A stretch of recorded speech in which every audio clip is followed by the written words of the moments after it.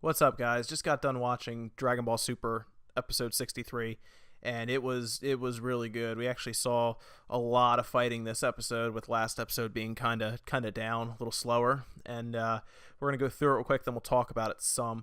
But to get started, we see Bulma fixing the time machine, so they can go back in time. Goku finished up his training, of course, last episode for the Mafuba, but we did see Vegeta basically blow up the hyperbolic time chamber after training, and you can just see how wiped he is after doing this. And then he kind of gets that look where he's like, yeah, I'm ready, and he just takes off, just shoots back down to earth. But I guess they're gonna have to rebuild the time chamber again, so that's what, the third time they'll have to rebuild it. But and we do see Goku. He talks to Master Roshi, says goodbye. He has a jar with him that he's gonna attempt to trap Zamasu in. It's his Mafuba jar he was using to trap Turtle over and over again, or attempt to, and then finally he did it. But it looks like they're gonna try to use this Mafuba jar to trap Zamasu. So it looks like that might be their plan, I guess. Although it probably won't work out, because it never does. But of course we go back into the future, and we see Trunks. He's definitely hurt because he's bandaged up and everything. But he's having a dream. He gets a sensu bean, and he kind of wakes up, and we see Bulma give Mai this bullet, which apparently was designed. It's a bullet that's designed to kill stronger people, which is weird because it's odd that this never came up. They could have made this bullet at some other time when they needed it, and if they're going to attempt to use it on like Goku Black, to me that means it could have been used on people like Frieza. It could have been used on people like the androids, maybe even Cell, because obviously Goku Black is much stronger than any of those people. But maybe it just took time to develop it, or she didn't think about it till now. But basically, she gives Mai the bullet. So Mai gets the idea, hey, I'm going to go shoot Black in the head with this, essentially. So she's going to go shoot Goku Black, gets set up, gets the crosshair over Goku Black, and of course, Zamasu and Goku Black are just kind of outside drinking tea on their porch. And she lines up the shot, pulls the trigger, and it looks like it hits him. It could have grazed him, and that's why it had no real effect on him. It's hard to say, or maybe Bulma was just wrong and the bullet was nowhere near strong enough to kill him.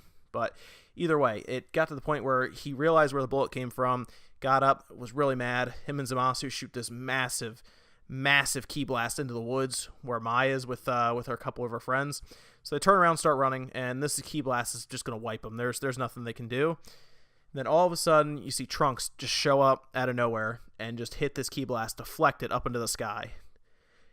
Trunks turns around, powers up, so he can drop in and out of this new form that he has, this Super Saiyan with a blue aura form. So he can jump in and out of this new, much stronger form.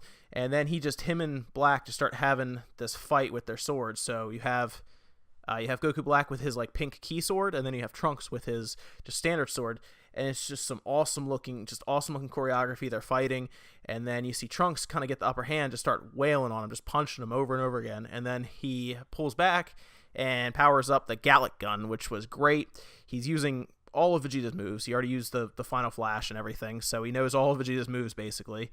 But he hits him with the Gallic gun, just point blank, boom, right in his chest. And Black just goes flying. He just hits him so hard with this move, and you can just see that that hurt him. That wasn't something you could brush off. That looked like it really hurt him. So he's getting pushed back, hits the mountain, and just gets stuck there for a bit. So he does eventually get up, obviously, but that definitely hurt him. So I think Trunks is definitely stronger at this point than Black and Zamasu, but those two together are too strong for him, because we see Zamasu in the next scene start to fight Trunks, and then Trunks again gets the upper hand on him as well, but he can't do much because obviously Zamasu is immortal. I mean, what can you do? So he gets the idea, after Mai shoots him with a shotgun and then grabs behind him, to put him in like a full Nelson crossface looking thing. And his idea is, hey, I'm gonna blow up, and we'll see what happens when you're a bunch of pieces. See if you can come back from that. And before he gets the chance to do that, Goku Black comes up behind him and just stabs him through his right side, which I guess there weren't any important organs over there. Maybe hit his kidney or something, because Trunks seems fine afterwards, but he definitely hits him, drops him straight out of his Super Saiyan form, and Trunks just falls straight to the ground. At that point, we see the time machine appear right in the sky, right there. And Trunks looks up and sees it and is happy, obviously. But they land, and Goku, Bulma, and Vegeta get out of the time machine. And of course, Goku leaves that jar in the time machine because the first thing Goku Black does is shoot the time machine and blow it up. So they can't do much then. But of course, Goku leaves the jar in there, so now the jar is broken, just shattered into a bunch of pieces. So at this point, it's pretty obvious that Mafuba jar is not going to do too much, but we do see Bulma break out super glue, of course. So they're going to attempt to, I guess, she's going to have Trunks attempt to glue this jar back together. But we see out of nowhere, which makes this really interesting, Gowasu and Supreme Kai just kind of appear on the side, and Gowasu shows that he has his time ring, so he can jump around in time as well. And he kind of just shows up there, explains that Beerus told him everything, that, hey, the reason we had to kill him in that timeline is because he killed you, took your time ring, went back in time, obviously switched places with Goku, and that's why we have Goku Black. So there's 2 Zamasus here. So he decides to go to this timeline and basically confront him. But after finding out that he was going to use the Dragon Balls basically to wish back people that Zamasu had killed, and Zamasu tells him, "Hey, I killed the Dragon Balls. I destroyed them. They're not here anymore." So at that point, they decide that they'll try to take him out, shoot him with a ki blast, and then Goku and Vegeta jump right in front of it, super, powered up to Super Saiyan God form, Super Saiyan Blue, and then they just charge him. And at this point, you could see Goku taking up Zamasu, and he's just smacking him around. Vegeta is by far like the shining star in this whole episode, because you just see him just take out Goku Black. I mean, he is punching him, he's wailing on him, he's sending him through buildings, and he has by far the best moment in the episode where he picks Goku Black up by his hair, just out of the rubble, and just straight disrespect to him, just headbutts him right in the face, and then punches him, knocking him back, saying, "Hey, you might have Goku's body, but you're not a Saiyan." Powers up, and he says, "I'm the Prince of all Saiyans."